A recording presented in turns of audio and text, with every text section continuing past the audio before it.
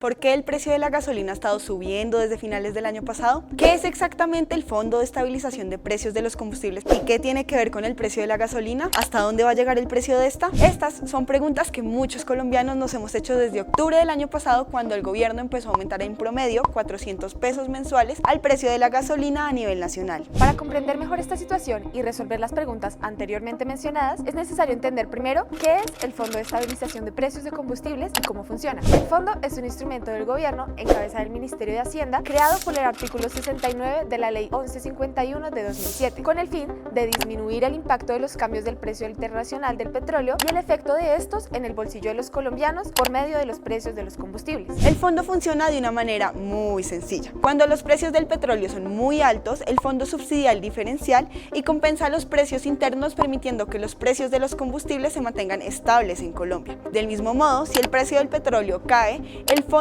puede ahorrar el excedente para poder permitirse financiar una posible alza. Sin embargo, el gobierno ha tenido que subsidiar el precio más veces, dado que el precio del petróleo es volátil y la mayoría del tiempo se mantiene al alza. De manera que el fondo fijó un precio de la gasolina más barato que el internacional, con el fin de proteger a los consumidores de la inestabilidad. Por ejemplo, a principios de 2022, mientras que usted pagaba a unos 9.000 pesos el galón de gasolina, el gobierno ponía otros 8.500 para alcanzar el precio internacional. El alza se debe, en pocas palabras, a que el gobierno nacional ha decidido corregir las altas pérdidas, lo que nosotros económicamente llamamos déficit, que presenta el fondo. Al cierre del 2022, el déficit alcanzó los 36.7 billones de pesos, según cifras del Ministerio de Hacienda. Es decir, que la deuda del fondo es incluso mayor que el costo de la primera línea del metro de Bogotá, la cual se estima en 22 billones de pesos. Y de hecho, esta estrategia al parecer ha funcionado, ya que el ministro de Hacienda, Ricardo Bonilla, indicó que para junio de este año se logró reducir el déficit a 32 billones de pesos. Asimismo, en septiembre, el funcionario señaló que los aumentos seguirán al menos por otros 2 años y que para cierre de 2023 se espera que la gasolina alcance gradualmente un precio de 16.200 pesos, con incrementos mensuales. De igual forma, el presidente Petro ha dicho que realizar estos incrementos graduales es necesario para evitar que sean los más pobres a través del presupuesto los que paguen el subsidio de la gasolina a quienes tienen sus carros particulares. Sabemos que los aumentos en el precio del combustible han golpeado nuestros bolsillos y lo continuarán haciendo en los próximos meses. Sin embargo, son necesarios para invertir los recursos del gobierno en mejores políticas que pueden contribuir al bienestar social. Para más noticias como estas, sigan conectados con Caracol Radio y Economía al Bolsillo.